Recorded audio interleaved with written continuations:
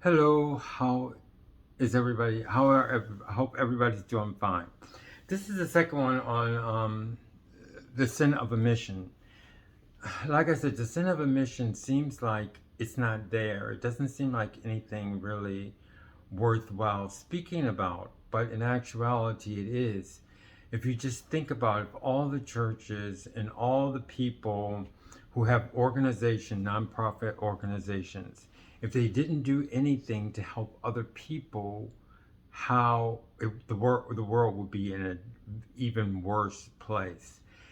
The reason why I want to talk on a sin of omission because it is important and it does take the pressure off of the ex-Jehovah Witnesses.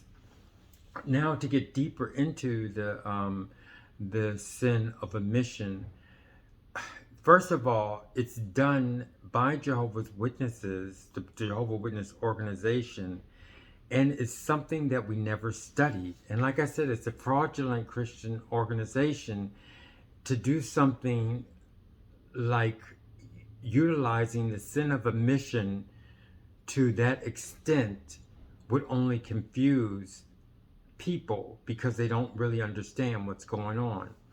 Let me give you an example. I'm almost sure everybody has been in a relationship.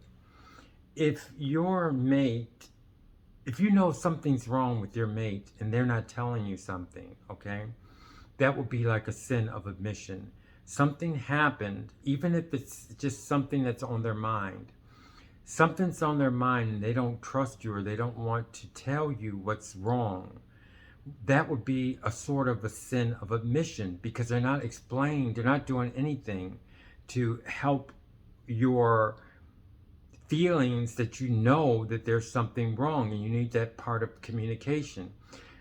I've had it in my relationships. I'm sure a lot of people have had it in their relationships to where you know something's wrong and no one says anything. And it's backhanded. It's really, really a sad thing to happen in a relationship. Now, just say they just didn't want to tell you. They didn't want to tell you that they're unhappy, okay? And that they wanted to do something else, probably as far as their job is concerned. That would also be a sin of omission, because they're not putting on the table what you need in order to live your happy life and live together as a happy life. So they're keeping it to themselves. So they're not doing something deliberately, and it's maybe they don't trust you or whatever. Maybe they're not giving you the chance. Well, that's a sin of omission. Another one is, say, if your mate has done something with someone else.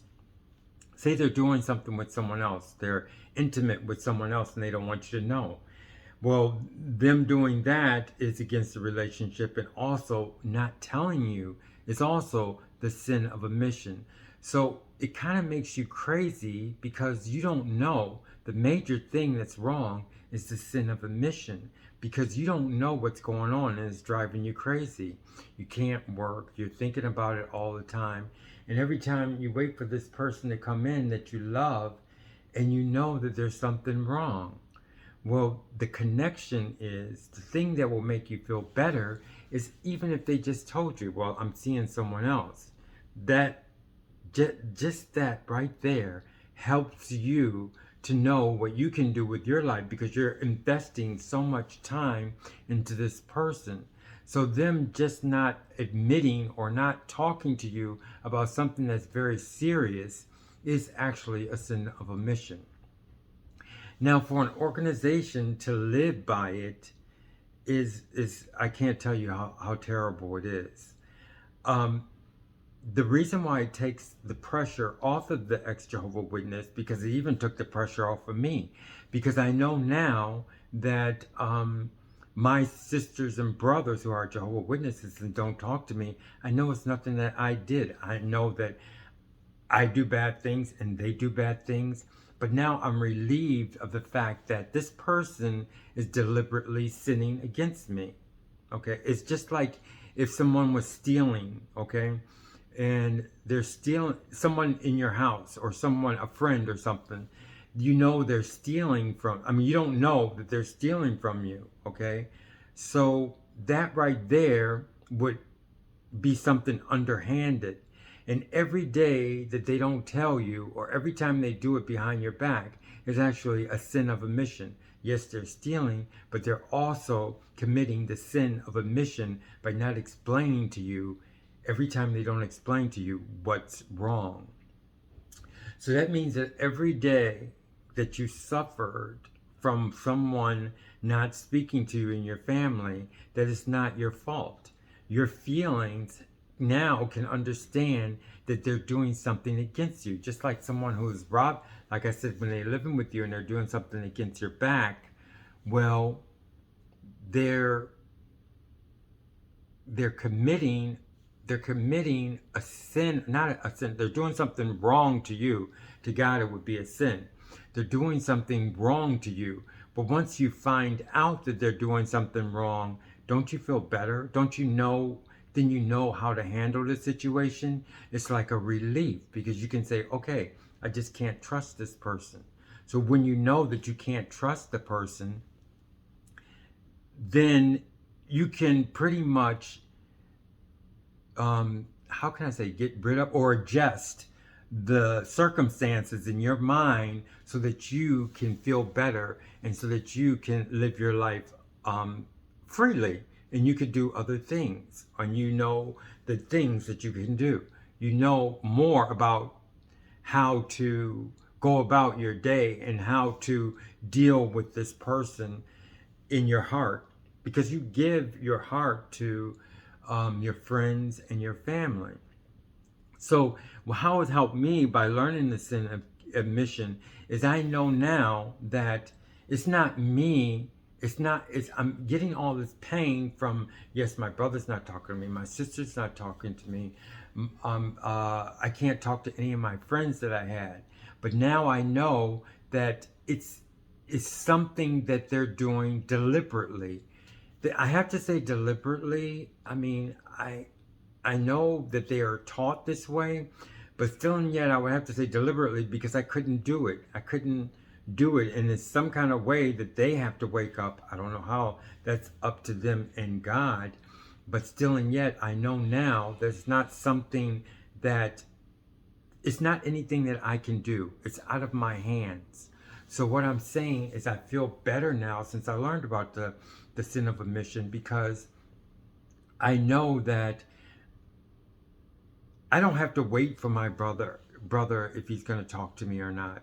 I know that that's his decision to not talk to me, but I also know that he's deliberately committing a sin against God, point blank. And like my sister, when she told my niece that she loves God better, well, now I know that there's no way in the world that she could say that she loves God better, because she's actually sinning against God. So she can't say that she loves God by not talking to me, because that's a sin, and God is not going to help her commit a sin against another human being. So I feel free about that. That's lifted off of me. And all the things that now that I can see that happened as far as my situation as an ex-Jehovah Witness, I can pretty much know what I have to do now, because I know that I don't have to suffer that part of me, because I know it's a tactic. It's a definite tactic that they're using. And the sad part about it is it's something that's not studied yet. Okay, it was very hard for me to figure this out. I'm almost sure, I mean, God helped me figure it out, letting me know that, hey, it's not you. I mean, because he knows that if they come and talk to me, I'm going to talk to them. But they know that they're not going to talk to me. So that's why I would say I'm relieved as far as learning about the sin of omission, because I know it's something that they're doing against me. So I hope that this understanding the sin of omission relieves all the ex-Jehovah Witnesses. First, you have to figure it out and understand it. And then you will know, then you will feel free that it's not you that's causing the pain, but it's something that they intentionally are doing. So thank you very much. And I hope that it's hard to figure out, but I hope that you see how the sin of omission works. It's very important. I could say biblically, I'm almost sure there was something biblically that someone said, as far as if you don't do something that something right, if you're exposed to do something right and you're supposed to do something right, and instead you don't do it, that's a sin. I didn't find, I mean, that's what I read as far as, but I don't have the scriptures and everything. But you all can look it up. Just look up the sin of omission. So thank you very much. I hope everybody's preparing for Christmas and have a good getting ready for Christmas time.